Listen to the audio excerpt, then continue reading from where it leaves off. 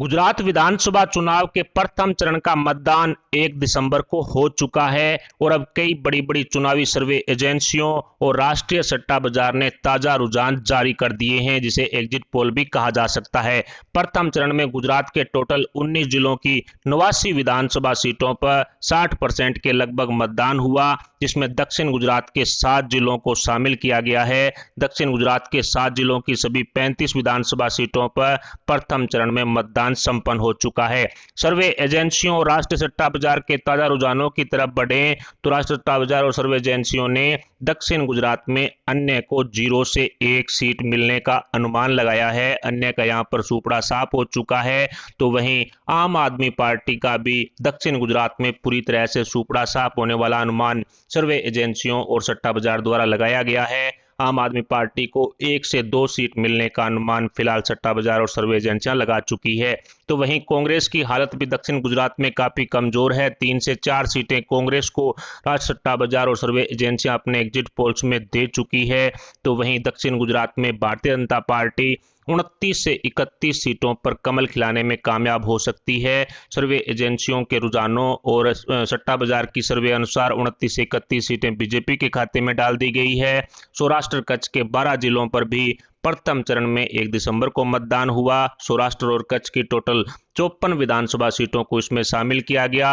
राष्ट्रीय सट्टा बाजार और सर्वे एजेंसियों के रुझानों के मुताबिक सौराष्ट्र कच्छ में 0 से 1 सीट है, वो अन्य के खाते में जा सकती है। तो वहीं आम आदमी पार्टी सौराष्ट्र कच्छ में 4 से 6 विधानसभा सीटों पर कब्जा कर सकती है। सूरत भी इसमें शामिल है, 4 से 6 सीटें आम आदमी पार्टी को। तो वहीं कांग्रेस का यहां पर सुपड़ा साफ होता हुआ 5 से 7 सीटें, यानी कि आम आदमी पार्टी ने कांग्रेस के वोट बैंक में सेंधमारी कर ली है। 5 से 7 सीटें कांग्रेस को और भारतीय जनता पार्टी सौराष्ट्र कच्छ की 41 से 43 विधानसभा सीटों पर कमल खिलाने में कामयाब हो सकती है।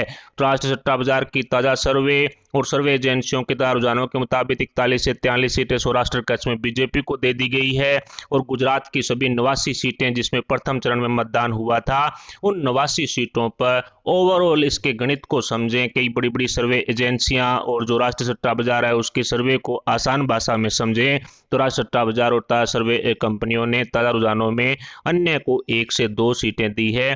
प्रथम चरण में अन्य को 1 से 2 सीटें मिलने का अनुमान लगाया गया है ताजा सर्वे और एग्जिट पोल में। तो वहीं आम आदमी पार्टी 5 से 7 विधानसभा सीटों पर कब्जा कर सकती है। कई बड़ी बड़ी सर्वे एजेंसियों के रुझानों और जो सट्टा बाजार की सर्वे है उसमें 5 से 7 सीटें प्रथम चरण में आम आदमी पार्टी को दे दी गई है। तो वहीं कांग्रेस सिर्फ 8 से 10 विधानसभा सीटों पर कब्जा करेगी। कांग्रेस को बड़ा नुकसान यहां पर ओवैसी भी पहुंचा रहे हैं, आम आदमी पार्टी भी पहुंचा रही है। प्रथम चरण में कांग्रेस को सिर्फ 8 से 10 सीटें मिलने का अनुमान सट्टा बाजार की सर्वे में लगाया गया है। तो वहीं भारतीय जनता पार्टी 70 से 72 सीटों पर कमल खिला सकती है।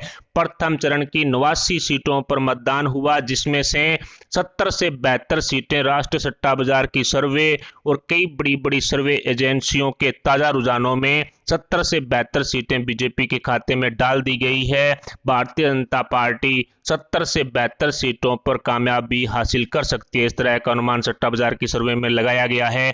ऐसे में साफ हो चुका है कि गुजरात में बीजेपी की सरकार बनेगी, क्योंकि प्रथम चरण में ही 70+ सीटें हैं वो बीजेपी को मिल रही है। तो ऐसे में साफ है कि जो बहुमत का आंकड़ा है 92-93 का, वो भारतीय जनता पार्टी हासिल करेगी, इसमें कोई शक नहीं है। सिर्फ 30 सीटें और उनको चाहिए। गुजरात में डबल इंजन की सरकार फिलहाल राष्ट्रीय सट्टा बाजार और ताजा रुझानों के मुताबिक बनती हुई दिखाई दे रही है।